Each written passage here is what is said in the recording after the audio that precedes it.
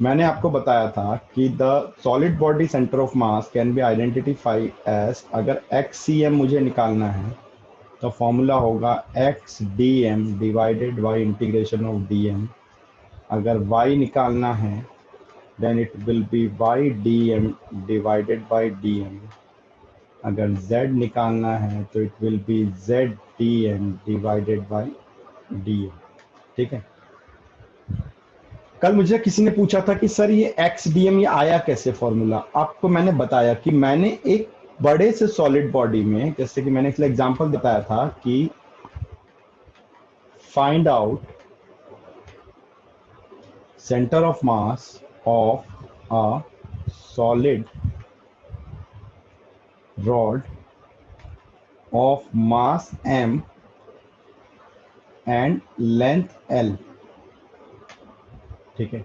अब देखो ये सिस्टम ऑफ पार्टिकल नहीं है, समझने की कोशिश करो, ये सिस्टम ऑफ पार्टिकल नहीं है, ये एक सॉलिड मास है। सॉलिड मास का मतलब क्या होता है?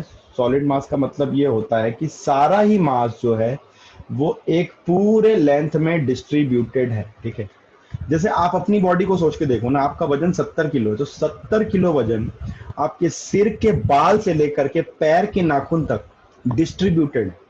हर चीज का अपना वजन है, इंटरनल पार्ट्स का अपना वजन है, स्किन का अपना होगा, ब्लड का अपना होगा, ठीक है, स्ट्रक्चर का अपना होगा, बोन्स का अपना होगा, राइट। तो हर चीज का अपना इंडिविजुअल वेट है। तो ये एक सॉलिड बॉडी जो मास जिसमें डिस्ट्रीब्यूटेड है और ओवरऑल मास हमको पता होता है। अब जैसे हम रॉड की बात करते हैं तो रॉड का जो हमने ये 0 0 ले लिया, ये ओरिजिन है, तो रॉड का जो मास m है वो कैसे डिस्ट्रीब्यूटेड है? Over the length, over the length, ठीक है। अब इस over the length mass distributed को हम लोग क्या बोलते हैं? Let us find out linear density. Linear density, suppose इसको हम लोग लैम्डा से रिप्रेजेंट कर देते हैं। ऐसे ही हमने कुछ भी ले लिया है आर्बिट्रेरी, मेरे को लैम्डा याद आया, मैंने लैम्डा ले लिया। लीनियर डेंसिटी, लीनियर डेंसिटी का मतलब क्या है? मास आपका कैसे फैला हुआ है, कैसे डिस्ट्रीब्यूट हुआ है? पूरे लेंथ में इक्वली डिस्ट्रीब्यूटेड। मतलब एक छोटा सा बारीक से बारीक टुकड़ा भी अगर आप काटोगे तो उसका जो मास होगा, मास डेंसिटी होगी, वो भी लैम्डा ही होगी। ठीक है। तो देखो हम क्या करते हैं कि हम लोग यहाँ पे क्या करते हैं कि x डिस्टेंस पे हमने यहाँ पे dx का छोटा सा टुकड़ा रॉड का इमेजिन कर लिया। बहुत छोटा, dx मतलब बहुत छोटा एक टुकड़ा हमने इमेजिन कर लिया। लीनियर डेंसिटी, लीनियर वर्ड ही बताता है कि एक लाइन में चल रहा है, वो एक लेंथ, एक ही एक्सिस के अलोंग। तो हम क्या करेंगे? Total mass by length. Linear density मतलब उसको लेंथ से डिवाइड करना। अब इसका जो सेंटर ऑफ मास मुझे लगाना है, उस सेंटर ऑफ मास के लिए मुझे इस dm की वैल्यू चाहिए। dm मतलब क्या है? dm is the mass of small elemental strip. ठीक है, ये dm है। इस जो हमने लिया है ना, इसको एलिमेंट बोलते हैं। तो एलिमेंटल स्ट्रिप मतलब बहुत छोटा सा मास। ठीक है, तो इसको हमने dm ले लिया।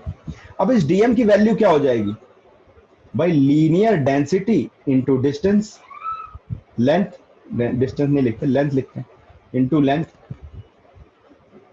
ठीक है, linear density into length.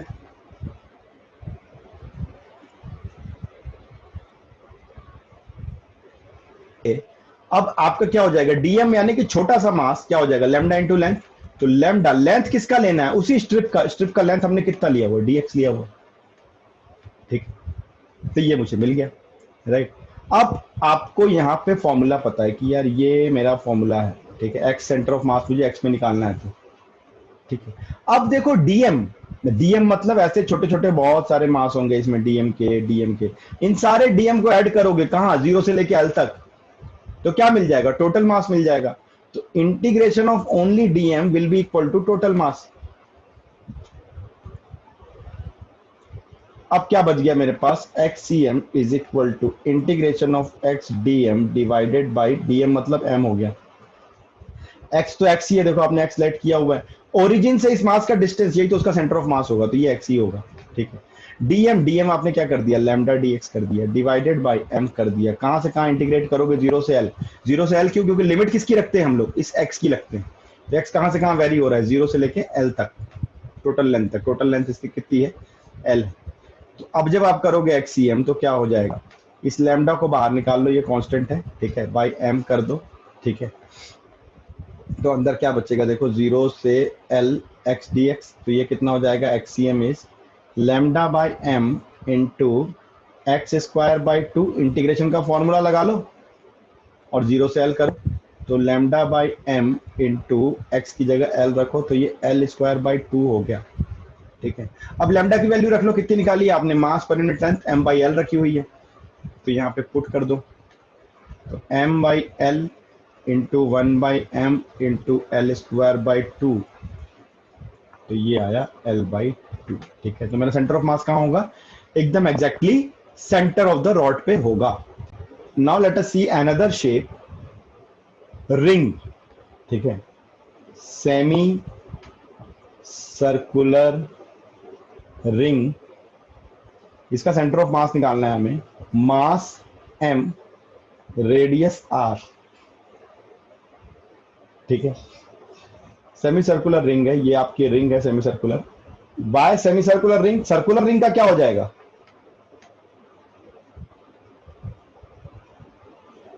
Centre of the ring. हाँ, अगर प्योर सर्कुलर रिंग ले लोगे तब तो उसका सेंटर पे ही हो जाएगा, तो निकाल के देखने की जरूरत नहीं है। मैंने बोला ना मैक्सिमम टाइम हम इसमें अपने कॉमन सेंस को यूज करेंगे, कहां पे होगा। सेमी सर्कुलर में ये चीज हमें निकाल के देखनी पड़ेगी।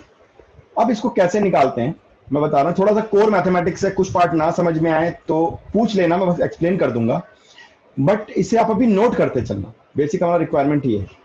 अगेन देखो हमें डीएम मास अज्यूम करना पड़ेगा, तो कैसे डीएम अज्यूम करेंगे हम,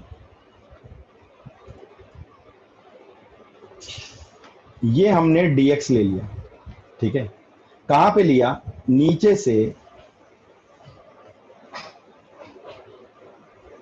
एक सेकंड ना, यहां से थीटा एंगल पे हमने ये डी थीटा लिया, वेरी स्मॉल स्ट्रिप, ठीक है, और इसका रेडियस r है, राइट, ऐसा हमने अज्यूम कर लिया।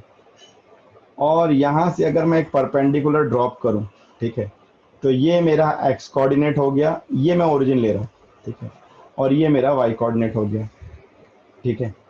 अब इस dx को मैं थोड़ा सा यहाँ लिख देता हूँ बगल में। अब इसका x कोऑर्डिनेट y कोऑर्डिनेट आप बता सकते हो बड़े आराम से, अगर रेडियस r है तो क्या हो जाएगा बताओ, r cos थीटा और r sin थीटा, ये पढ़ चुके हम लोग वेक्टर में कई बार, ठीक है। अब हमें क्या करना है, अगेन देखो मास m is distributed on the complete periphery, मैं एक लाइन आराम आराम से लिख के समझा रहा हूं, ठीक है। तो लीनियर डेंसिटी, अगेन देखो पेरिफेरी मतलब लेंथ होता है ना, मीटर में नापते हो आप पेरिफेरी, इसमें कोई एरिया नहीं है, रिंग का एरिया नहीं है। रिंग का अगर एरिया निकालोगे तो खाली है, यहाँ हवा है, यहाँ कुछ नहीं, खाली मास ये जो दिख रहा है तार जैसा इसके ऊपर फैला हुआ, राइट। तो लीनियर डेंसिटी हम यहां पे निकालेंगे, लीनियर डेंसिटी मतलब मास अपॉन लेंथ, लेंथ कितना हो जाएगा,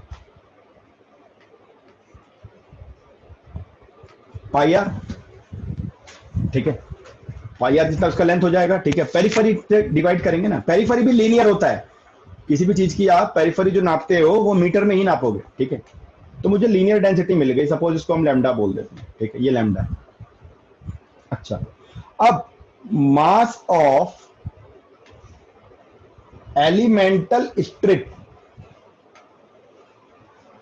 ये डीएम है, कितना हो जाएगा, ये लैम्डा इंटू लेंथ मतलब डीएक्स, अभी अभी किया था हमने, ठीक है। अब देखो, अब यहां पे जो होगा मेरे को एक्स कोऑर्डिनेट भी निकालना पड़ेगा, वाई कोऑर्डिनेट भी निकालना पड़ेगा, क्योंकि मेरा एक्स कोऑर्डिनेट भी है, वाई कोऑर्डिनेट भी है। तो देखो अगर टोटल मास करेंगे इंटीग्रेशन ऑफ डीएम, तो ये तो एम के बराबर ही आएगा, इसमें दिमाग नहीं लगाना हमें, हमें दिमाग कितना किस में है, अगर मैं एक्सीएम लेता हूं तो मेरा क्या होगा, x DM divided by integration of DM, तो एक्सीएम अगर हम लेते हैं तो एक्स की value is r cos theta, ठीक है, DM is lambda into DX, ठीक है, डिवाइडेड बाय एम हो जाएगा ये। अब देखो यहां ध्यान से कि ये जो आर कॉस थीटा है, ठीक है, ये जो आर कॉस थीटा है, यहां पे एक चीज आप समझने की कोशिश करो कि थीटा वेरिएबल है, थीटा ही तो घूम घूम के धीरे धीरे थीटा पे ही तो हमने डी थीटा लिया है ना, तो थीटा कभी भी डीएक्स के रेस्पेक्ट में इंटीग्रेट नहीं होगा, थीटा हमेशा डी थीटा के रेस्पेक्ट में होगा, थीटा का ही फंक्शन चाहिए मेरे को। तो क्या dx और डी थीटा का कोई रिलेशन है? तो बिल्कुल है। क्या पढ़ा हुआ है आपने? Angle is equal to arc upon radius, या arc is equal to angle into radius, ये फॉर्मूला 10th में पढ़ के आए हो, ठीक है। तो आर्क कितना हो गया dx, एंगल कितना है डी थीटा, रेडियस कितना है r, तो ये r डी थीटा हो जाएगा, राइट। अब ये r डी थीटा हो गया बेटा, ठीक है। अब यहां पे आपको क्या करना है, एक्सीएम को 1/m यहाँ पे लो, इंटीग्रेशन, ये मैं प्योर मैथ्स कर रहा हूँ, बहुत सारा पोर्शन में बार बार बोल रहा हूँ, नहीं पल्ले पढ़ रहा होगा, एक बार में लिखना है अभी सब चीज अच्छे से जैसे मैं लिख रहा हूँ, इसलिए मैं डिटेल लिख के दे रहा हूँ, और इसको रखना है अपने नोट्स में, ठीक है। आर को तो आर ही रहने दो, कॉस थीटा लैम्डा कांस्टेंट है, छोड़ दो। dx की जगह हम क्या रख सकते हैं, r इंटू डी थीटा रख सकते हैं, ठीक है। तो देखो एक्सीएम क्या हो गया आपका, 1/m आर स्क्वायर, ठीक है, इंटू लैम्डा, ये कांस्टेंट है ना, आर और आर स्क्वायर हो गया, लैम्डा हो गया, कॉस थीटा डी थीटा। अब मामला सही है। अब मेरे को इस थीटा के लिमिट देखनी है, तो थीटा कहां से शुरू होगा, देखो यहां पे देखोगे, यहां थीटा शुरू हो रहा है मेरा, तो 0, कहां खत्म होगा, यहां खत्म होगा, मतलब 180 डिग्री, मतलब पाई, ठीक है। तो एक्सीएम आपका क्या हो गया, 1/m r square lambda, cos theta का integration minus sine theta, sine theta, not Sin minus sine theta, ठीक है, साइन थीटा थीटा। उल्टा हो जाता है डिफरेंशिएशन से। तो okay. R square lambda by m, ये हो जाएगा साइन पाई माइनस साइन 0, ठीक है। जो बीसीएम के स्टूडेंट हैं उनको फटाक से समझ में आएगा कि साइन पाई की वैल्यू भी 0 होती है, साइन 0 की वैल्यू भी 0 होती है, तो स्कूल मिला के क्या मिल जाएगा, ये टोटल 0 मिल जाएगा। मतलब सेंटर ऑफ मास का एक्स कोऑर्डिनेट मुझे यही मिल रहा है, इसी एक्स एक्सिस के इसी पॉइंट पे मिल रहा है, ठीक है।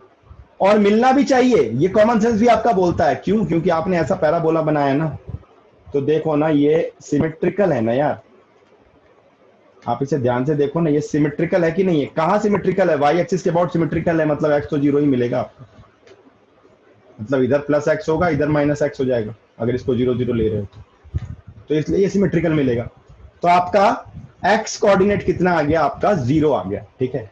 इतना लंबा चौड़ा जो हमने प्रूफ करके निकाला, ये कॉमन सेंस से भी आपको पता था, ठीक है। लेकिन वाई वाला जो है वो आपको कॉमन सेंस से पता नहीं है, तो वो तो हमें निकालना ही पड़ेगा, ठीक है। तो अब मैं बताता हूं इसका वाई सीएम कैसे निकालेंगे। देखो सेम यही चीज हम लोग वाई के लिए करते चलेंगे, ठीक है। तो क्या हो जाएगा, देखो ये तो डीएम ही रहेगा, ये आपका वाई डीएम हो गया, ठीक है, ये वाई सीएम आ गया, ठीक है। अब हम इसमें वैल्यूज को पुट करते चले जाते हैं, बाकी सारी चीजें वही है, कॉन्सेप्ट बिल्कुल, खाली जो इंटीग्रेशन का चेंज आएगा, बाकी कुछ नहीं आएगा। इसको आप चाहो तो अपने आप भी कर सकते हो, लेकिन मैं ये आपको करके दिखाता हूँ, ठीक है, ये मैं आपको करके दिखाता हूँ। तो देखो क्या हो जाएगा, वाई सीएम अगर इसका निकालने जाओगे, वाई सेंटर ऑफ मास, तो वाई डीएम, वाई की वैल्यू क्या है आपकी, आर साइन थीटा है, ठीक है, इंटू डीएम की वैल्यू क्या है, इंटू लैम्डा इंटू डीएक्स है, और डीएम का इंटीग्रेशन एम होता है, यही तो बता रहे हैं। तो वाई सीएम क्या हो जाएगा, 1/m integration of r sine theta into lambda, dx को आप लिख दो r इंटू डी थीटा, ठीक है। ये तो अभी अभी प्रूफ कर लिया हमने। अब देखो लैम्डा इंटू आर स्क्वायर तो बाहर निकाल लो आप, तो लैम्डा आर स्क्वायर आप बाहर निकाल लो, बाई एम हो गया, क्या बचा, sign theta into D theta, lima से कहा होगी, अगेन हमें थीटा को इंटीग्रेट करना है, तो 0 से पाई, साइन थीटा का इंटीग्रेशन क्या हो जाएगा, minus cos theta. Minus cos theta, minus cos theta, 0 से पाई। मैंने पहले भी आपको इंटीग्रेशन में बताया हुआ है कि इंटीग्रेशन में कभी भी माइनस साइन आ जाए तो लोअर लिमिट को पहले रखो, अपर लिमिट को बाद में रखो, तो कॉस 0 माइनस कॉस पाई, ठीक है। अब यहां से भी पीसीएम वालों को तो डेटा याद होना चाहिए कि by c m is equal to lambda r square by capital m cos 0 1 cos pi minus 1 minus of minus 1 2 हो जाएगा। तो y कितना आ गया आपका, 2 lambda r square by m, और लैम्डा की वैल्यू पुट कर दो यहाँ से, क्या थी, m बाई पाई आर, तो 2 लैम्डा आर, सॉरी ये हो जाएगा आपका 2r² बाई एम, और लैम्डा की वैल्यू पुट करो, क्या है m बाई पाई आर। ये r से r कैंसिल, m से m कैंसिल, तो YCM आपका कितना आ गया 2r बाई पाई। ठीक है, y आपका कितना आ गया 2r बाई पाई, मतलब थोड़ा सा यहाँ से ऊपर, यहाँ कहीं इसका सेंटर ऑफ मास होगा। उसका डिस्टेंस कितना होगा, इसका कोऑर्डिनेट कितना होगा 0 2r बाई पाई। तो ये आपको याद रखना पड़ेगा। आप मेरे से पूछोगे अच्छा सर ये डेटा याद रखना पड़ेगा, एग्जैक्टली आपको याद रखना पड़ेगा, इसमें कोई शक या सवाल ही नहीं है, क्योंकि हर समय क्वेश्चन में आप इतना लंबा प्रूफ करके नहीं देखोगे सेमी सर्कल का क्या होता है। ठीक है, बिल्कुल आपको ये डेटा याद रखना है ना। तो आपको यहां से क्लियर हो जाएगा ये कि आपका centre of mass of semi circular ring, ये मैंने सिर्फ आपको कैलकुलेट करना सिखाया है। ठीक है, मैक्सिमम जगह पे ये सिखाया ही नहीं जाता, इसको उतनी इंपॉर्टेंस नहीं दी जाती, लेकिन कई बार क्वेश्चंस आए हैं, लेकिन मैंने पहले ही बोला था कि इतने क्वेश्चन इस पार्ट से नहीं बनेंगे, इसके एप्लीकेशन से ज्यादा क्वेश्चन बनते हैं सेंटर ऑफ मास से। ठीक है, तो इसको आप खाली समझ लो, आपको पता होना चाहिए कि ऐसा कुछ भी हमारे सिलेबस में है।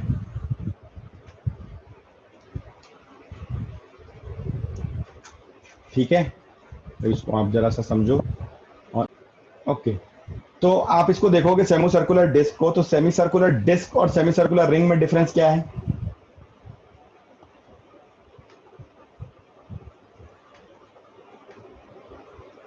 कि सेमी सर्कुलर डिस्क जो है आपका वो 2D फिगर है। सेमी सर्कुलर जो डिस्क है ये जो है आपका ये 2D फिगर है ना, मतलब मास पूरा यहाँ पे भी है ना, मास ये पूरे जगह पे डिस्क है। ठीक है, तो क्या हम लोग बोल सकते हैं कि सेमी सर्कुलर डिस्क का मतलब बहुत सारी छोटी छोटी रिंग से मिलके बना हुआ है ना, बहुत सारी ऐसी छोटी छोटे रिंग को लेंगे तो हाँ, यहाँ पे बिल्कुल ज्योति सही बोला, ये एरियल डेंसिटी वाला आ गया, बिल्कुल पकड़ लिया आपने पॉइंट, ये एरियल डेंसिटी आ गई। अगर यहाँ पे अब मुझे निकालना है डेंसिटी, तो मैं डेंसिटी मास डीएम की वैल्यू कैसे निकालेंगे, मास अपॉन एरिया इनटू जो हम छोटा सा एक रिंग कंसीडर करेंगे उसका एरिया। तो मैं इसे प्रूफ करके नहीं दिखा रहा, ठीक है, इसको आप घर पे ट्राई करना, होमवर्क है आपका ये, इसको आप एक बार घर पे ट्राई करके देखना, जो इंटरेस्टेड बच्चे होंगे। नहीं बनेगा तो आप मेरे से पूछना, मैं इसका आपको वीडियो बना करके अपलोड कर दूंगा जिसमें आपको समझ में आ जाएगा कैसे होता है। ठीक है, इसका सेंटर ऑफ मास होता क्या है मैं बता दूं, एक्स कोऑर्डिनेट तो 0 ही रहेगा, पता ही चल रहा है आपको, ये तो यही रहना है, चेंज नहीं होना। वाई कोऑर्डिनेट जो आएगा वो आपका आ जाएगा 4r बाई 3 पाई। तो इसको आप नोट कर लो, आप डिराइव करोगे जितना है ना, जितना ज्यादा आप डिराइव करोगे चीजों के साथ में अपने आप को उलझाओगे, उतना आपके लिए फायदा है, आपका दिमाग के ढक्कन उतने खुलते जाएंगे। लेकिन सपोज नहीं भी ड्राइव करने का मन करे तो कोई बात नहीं, इसको याद रखना फिर आप, क्योंकि ये कभी कभी क्वेश्चन का पार्ट बनेगा। ठीक है, सेंटर ऑफ मास मैंने ये निकाला m1 r1 m2 r2 and so on divided by m1 plus m2। तो अगर ये चल रहा है, ये चल रहा है, तो डेफिनेटली अगर ये सारे पार्टिकल इंडिविजुअली ट्रेवल कर रहे हैं तो डेफिनेटली सेंटर ऑफ मास भी कर रहा है, किस स्पीड से कर रहा है, तो इसको डिफरेंशिएट कर दो, differentiating with respect to time, तो क्या हो जाएगा ये dr बाई डी टी। क्या होता है dr बाई डी टी भाई? v velocity, very good. तो यहाँ पे देखो ये सब इंडिविजुअली हो जाएंगे, dr1 by D T plus m2 dr2 D T, ठीक है, and so on divided by m1 plus m2। तो आप लिख सकते हो कि velocity of centre of mass is equal to m1 v1 plus m2 v2 upon m1 plus m2 and so on। ठीक है,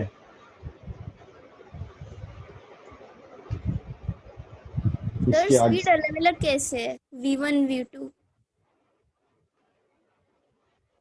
इसके आगे आप मार सकते हो। ठीक है, क्यों स्पीड अलग अलग क्यों नहीं हो सकती, कि अगर आप इसे डिफरेंशिएट अगेन करोगे, differentiating with respect to time again, किसको, वेलोसिटी को, तो क्या मिलेगा, एक्सेलरेशन। एक्सेलरेशन। ठीक है, ये मैंने यहाँ पे बहुत सारे स्टार मारे हैं, इसका मतलब है कि ये फिजिक्स का बहुत इंपॉर्टेंट पार्ट पे हम लोग पहुंच चुके हैं, बहुत ज्यादा इंपॉर्टेंट पार्ट है। ये समझ में आ गया तो पूरी मैकेनिक्स समझ में आ गई, इसके बाद रोटेशन भी समझ में आ जाएगा, ठीक है, और सब समझ में आएगा। अगर ये नहीं समझ में आया तो कुछ नहीं समझ में आएगा। एक्सेलरेशन ऑफ सेंटर ऑफ मास लिख सकते हो इसको आप m1a1 प्लस m2a2 प्लस, फिर एक बार इसको समझा दो फिर से, मोशन इसमें ऑफ। इसमें आपको एक चीज समझनी जरूरी है, ठीक है, जो सबसे जरूरी पार्ट है, जैसे कि आप लोग अभी जो डिस्कस भी कर रहे हो मेरे से, मैंने ये नहीं बोला कि मेरा स्पीड सेम नहीं हो सकता, हम एक जनरलाइज कॉन्सेप्ट निकाल रहे हैं। हो सकता है स्पीड सेम भी हो सकता है डायरेक्शन अलग हो। अभी मैं बहुत सारी चीजें इस पे कर करके दिखाऊंगा आपको, ठीक है। जैसे मान लो this part should be clear to all of you, ठीक है, यहां तक का कैलकुलेशन सबको बिल्कुल क्लियर होना चाहिए कि अगर मेरे को एक ही सिस्टम में दो मासेस रखे हुए हैं और उनका मेरे को एक्सेलरेशन पता है तो उनका मैं सेंटर ऑफ मास निकाल सकता हूं, ठीक है, उनका मैं सेंटर ऑफ मास निकाल सकता हूं ना। एक मैं कॉन्सेप्ट आपको बताता हूं, centre of mass at rest, ठीक है। अगेन फिजिक्स में ये $1 मिलियन कॉन्सेप्ट है, दिस इज $1 मिलियन कॉन्सेप्ट। बहुत क्वेश्चन में आपको ये हेल्प करेगा। Centre of mass at rest क्या समझ में आता है आपको? Centre of mass at rest क्या समझ में आता है आपको? Centre of mass at rest का मतलब क्या है? जब कि कोई चीज रेस्ट पे हो तो उसका सेंटर ऑफ मास क्या है शायद? नहीं, centre of mass at rest force नहीं है। एग्जैक्टली बिल्कुल सही, ठीक है। अगर मेरा कोई एक्सटर्नल फोर्स नहीं लग रहा है बॉडी में, ठीक है, then centre of mass will be at rest, ठीक है। अगर मेरा बॉडी में कोई एक्सटर्नल फोर्स लग रहा है then centre of mass will be at rest, and that corresponds to कि अगर किसी बॉडी में कोई एक्सटर्नल फोर्स नहीं लग रहा है then momentum will be conserved, momentum will be conserved, ठीक है। आप समझने की कोशिश करो, जब मेरा एक्सटर्नल फोर्स किसी बॉडी पे जीरो, ठीक है, अब एक्सटर्नल फोर्स जीरो करवाना भी कई बार एक आर्ट होता है, राइट। एक्सटर्नल फोर्स जीरो करवाना भी एक आर्ट होता है। कई बार हमारा जो फ्रेम ऑफ रेफरेंस है हम ऐसा सेट करें जिससे मेरा एक्सटर्नल फोर्स जीरो हो जाए, हम फ्रेम ऑफ रेफरेंस ऐसा सेट करें जिससे कि मेरा एक्सटर्नल फोर्स जो है वो जीरो हो जाए, ठीक है।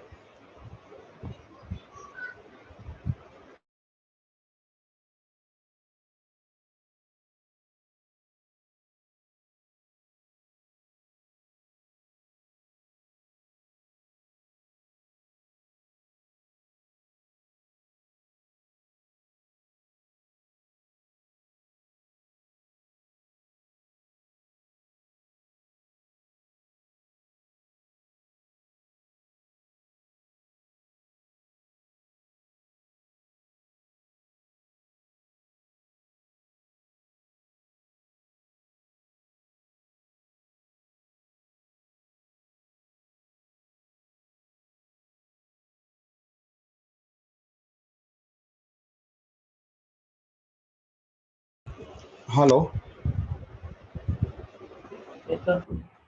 सॉरी थोड़ा सा नेटवर्क का इशू आ रहा। हाँ, तो देखो ऐसा एक्सटर्नल आपका जीरो होगा, ठीक है, ये हम फ्रेम ऑफ रेफरेंस सेट करके करेंगे, ठीक है। अभी धीरे धीरे आपको समझ में आएगा कि कैसा होगा। तो ये पॉइंट आप नोट कर लो, अभी मैं धीरे धीरे क्वेश्चन में अप्लाई करके इसको आपको दिखाऊंगा, राइट। एक एक करके मैं क्वेश्चन में अप्लाई करके इसको आपको दिखाऊंगा। यहां तक कर लिया note? Yes sir. Yes sir. एक छोटा छोटा सा मैं आपको इसका वो देता हूं, ठीक है, एग्जाम्पल। बहुत कॉमन क्वेश्चन है ये, क्वेश्चन पढ़ो, मेंस का क्वेश्चन। अच्छा, ये सब कॉन्सेप्ट आपके मेंस में ही पूछे जाएंगे बेटा, मतलब मेंस नीट ऐसी जगह पे पूछा जाएगा कॉम्पिटिशन्स में। स्कूल लेवल पे ये सब क्वेश्चंस आएंगे नहीं, बहुत सारी जगह स्कूल लेवल पे आपके टीचरों से भी ये सब नहीं बनेगा अभी, ठीक है। लेकिन बोर्ड में जब आप आते हो, क्लास 12th के जितने भी टॉपिक होते हैं ना, बोर्ड में बिल्कुल मेंस और नीट लेवल के क्वेश्चन आते हैं, इनफैक्ट उससे भी टफ आते हैं कई बार। लेकिन 11th होम एग्जाम है इसलिए इतने क्वेश्चन नहीं आते। एक चीज देखो, समझो जरा सा, ये बहुत कॉमन क्वेश्चन है प्रोजेक्टाइल का, बहुत बार रिपीट हुआ है ये जो कॉन्सेप्ट है। क्या बोल रहा है आपको कि एक प्रोजेक्टाइल को हमने 100 मीटर पर सेकंड से 37 डिग्री पर लॉन्च किया। एट द हाईएस्ट पॉइंट वो दो पार्ट में ब्रेक हो गया, ठीक है, एट द हाईएस्ट पॉइंट वो दो पार्ट में ब्रेक हो गया। और आपको क्या बोल रहा है, the smaller coming to rest, जो स्मॉलर था वो तुरंत रेस्ट पे आके यहां गिर गया एकदम बीचों बीच। स्मॉलर जो था जैसे ही वो ब्रेक हुआ, ठीक है, स्मॉलर जो था वो तुरंत यहां पे गिर गया, और जो लार्जर जो है वो आपका आगे चला गया होगा, कहीं भी चला गया होगा, हमें नहीं पता, राइट। आपसे पूछ रहा है कि जो लार्जर मास है, जो हैवियर पीस है, ठीक है, वो स्टार्टिंग पॉइंट से कितने डिस्टेंस पे गिरा। This is a pure concept of centre of मास। देखो अगर ये मेरा मास, मान लो ये मेरा मास था, ठीक है, अगर ये ब्रेक नहीं करता, मैंने मास कितना ले लिया, 4m ले लिया। क्यों 4m लिया, क्योंकि रेशियो मेरा 1:3 का है। ये सब छोटा छोटा मैथमेटिकल कॉमन सेंस आपको लगाना पड़ेगा। तो मेरा जो छोटा वाला मास है वो कितना हो जाएगा, m हो जाएगा, और बड़ा वाला मास कितना हो जाएगा, 3m हो जाएगा। इस मैथमेटिकल कैलकुलेशन में किसी को कोई दिक्कत है? No sir. नहीं मैंने सर। समझ में आ रहा ना 4m क्यों लिया मैंने, ठीक है। तो अब आप देखो कि एक चीज समझ, अच्छा दूसरा मैथमेटिकल में आपको बता दूं जो इस क्वेश्चन में यूज होगा, cos 37 की वैल्यू 4/5 होती है और sin 37 की वैल्यू 3/5 होती है। ये रट लो, 37 डिग्री एक कॉमन एंगल है जो फिजिक्स में बहुत यूज होता है, ठीक है। अब आप एक चीज देखो, अगर मान लो, फिजिक्स समझते हैं पहले इसके पीछे भी, अगर मेरा मास नहीं टूटता, यहां पे दो पार्ट में नहीं ब्रेक होता, तो ये सीधे सीधे इस प्रोजेक्टाइल मोशन को करता हुआ यहां आता कि नहीं आता, यस सर। है ना। इसका मतलब ये होगा, अच्छा यहां पे ये ब्रेक हुआ तो किसने इसको ब्रेक किया, अपने आप ही ब्रेक हुआ ना, ये आप अलग से फोर्स लगा के तोड़ने गए क्या उसको, नहीं ना। तो ये केस क्या है, F external is equal to 0 का केस है। यहां कोई एक्सटर्नल फोर्स नहीं लग रहा। अगर कोई एक्सटर्नल फोर्स नहीं लग रहा है तो इसका मतलब, अभी कोई एक्सटर्नल फोर्स नहीं लग रहा है तो इसका मतलब क्या होगा, centre of mass will be at its position. Centre of मास की पोजीशन चेंज नहीं होगी, ठीक है, सेंटर ऑफ मास की पोजीशन चेंज नहीं होगी। किसी भी रीजन से ब्रेक हुआ हो, आपको उस पर क्यों इंटरेस्ट है कि क्यों ब्रेक हुआ क्यों नहीं हुआ, किसी भी रीजन से ब्रेक हुआ हो सकता है बम हो, एक्सप्लोड हो गया हो दो पार्ट में, सर ठीक है। हाँ जी, ये जो स्टार्टिंग इसकी स्पीड है 100 मीटर पर सेकेंड, तो यहाँ तो किसी न किसी ने इसको टच करके जब भी तो फेंका होगा, उसके बाद ही तो मतलब अपने आप फटा। क्या करेंगे कि हम पहले, मुझे ये समझ में आ गया कि सेंटर ऑफ मास जो है वो पूरा ट्रेवल करके आएगा। तो अब सबसे पहले हम लोग क्या करते हैं ना, अब देखो दो मास कट गए ना आपके, और कहीं से कोई फोर्स लगा नहीं है, तो मैंने क्या बोला कि भाई दोनों मास का अलग अलग जो होगा, ठीक है, सेंटर, वो टोटल सेंटर ऑफ मास के बराबर आना चाहिए। तो टोटल सेंटर ऑफ मास जो है कितना डिस्टेंस ट्रेवल कर रहा है, इस रेंज के बराबर। अगर वो नहीं फटता तो रेंज आता, रेंज क्या होता है आपका, 2u square cos theta sin theta by g. या पुट कर लो 2 इंटू 100 का square into cos 37 into sin 37 by 10। तो कितना हो गया ये, 2 इंटू 100 बाई 10 इंटू 4/5 इंटू 3/5। तो 1 0 कैंसिल, 4, तो कितना हो गया, 4 2 8, कितना होगा ये,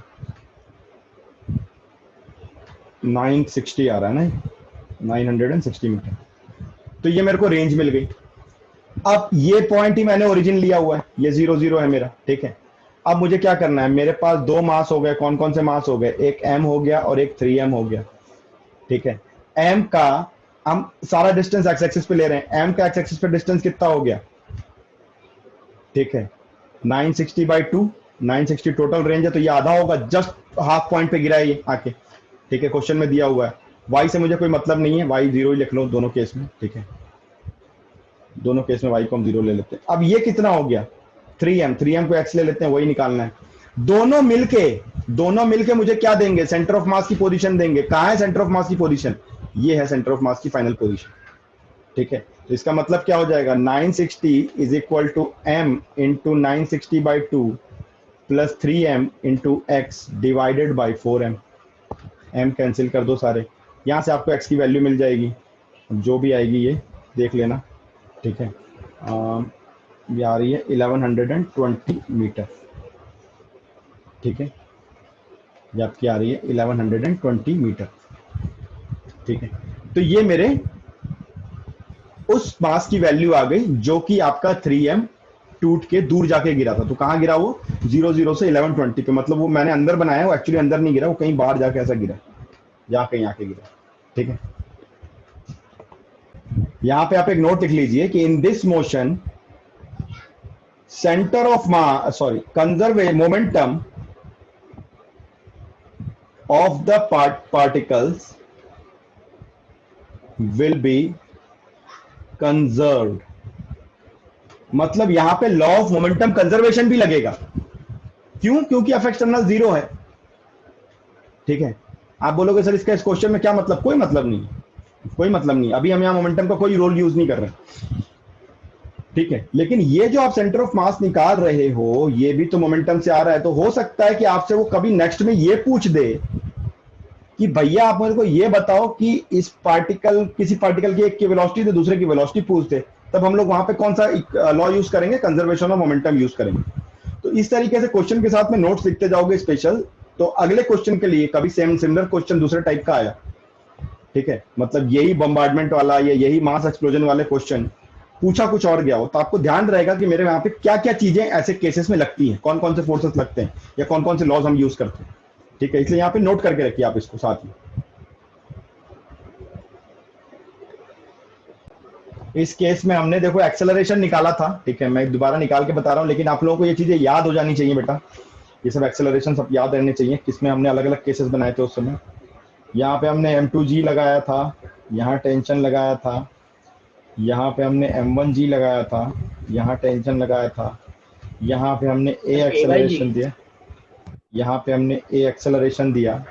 तो देखो हमने यहाँ पे फ्री बॉडी डायग्राम बना के इक्वेशन कैसे लिखा था, m2g minus t is equal to m2a, और यहाँ पे क्या हो जाएगा, t minus m1a is equal t minus m1g is equal to m1a। इसको हम ऐड करेंगे, टेंशन कैंसिल होगा, ये होगा m2 minus m1 times g is equal to m2 plus m1 times a। ठीक है, तो a की वैल्यू हो गई m2 minus m1 upon m2 plus m1 times g। ठीक है, आप लोगों के पास में एक चीज करो, थोड़ा सा मैं आपको एक चीज, थोड़ा इस क्वेश्चन में अगर हम ध्यान से देखते हैं तो आपको पूछ क्या रहा है, find the acceleration of centre of मास। आप ये एक्सेलरेशन किसका है, ये सेंटर ऑफ मास का एक्सेलरेशन है क्या, नहीं, ये मेरा एक्सेलरेशन इंडिविजुअल बॉडी का एक्सेलरेशन। सेंटर ऑफ मास का एक्सेलरेशन हम कैसे निकालेंगे कि m1a1 plus m2a2 upon m1 plus m2। तो अगर आप देखोगे ध्यान से, तो अगर मैं ऊपर की डायरेक्शन, नीचे की डायरेक्शन को ही मैं पॉजिटिव ले लेता हूं, चलो ऊपर की डायरेक्शन को हम नेगेटिव लेते हैं, तो क्या हो जाएगा यहाँ पे m1 इंटू ए माइनस में, हम उसे नेगेटिव ले रहे हैं। ठीक है, नीचे की डायरेक्शन को हम लोग पॉजिटिव ले रहे हैं, ध्यान रखना, नीचे हम लोग पॉजिटिव ले रहे हैं, ऊपर नेगेटिव ले रहे हैं। ठीक है, तो क्या हो जाएगा, ये m1 ए की डायरेक्शन किधर है, ऊपर है, और ऊपर हमने नेगेटिव लिया है तो माइनस है, प्लस m2 एक्सेलरेशन कितना है, a है, और नीचे प्लस लिया है तो प्लस है, divided by m1 plus m2। तो acceleration is equal to a common निकाल लो, तो क्या हो जाएगा, देखो m2 minus m1 upon m1 plus m2। अब इस a की वैल्यू, ये जो आपने निकाली हुई है, पुट कर दीजिए यहाँ पे, तो क्या आ जाएगा आपका m2 minus m1 upon m2 plus m1। ठीक है, into m2 minus m1 upon m2 plus m1 times g। तो एक्सेलरेशन कितना हो गया आपका, m2 minus m1 upon m2 plus m1 इसका होल स्क्वायर टाइम g। ठीक है, तो ये हो गया मेरा एक्सेलरेशन ऑफ सेंटर ऑफ मास। ये क्वेश्चन आपका पूछा हुआ है जेई मेंस 2018, बहुत इजी क्वेश्चन है, सीबीएसई स्टैंडर्ड क्वेश्चन है। ठीक है, कमिंग क्लासेस, अब जो आगे क्लासेस होंगी, ठीक है, इन द कमिंग क्लासेस इस एप्लीकेशन के मैं कुछ और पोर्शन कराऊंगा आपको, ठीक है, थोड़ा सा एप्लीकेशन में और कराऊंगा। और नेक्स्ट क्लास में हम लोग चालू करेंगे एक बहुत इंपॉर्टेंट थ्योरी जिसको हम बोलते हैं कोलिजन, ठीक है।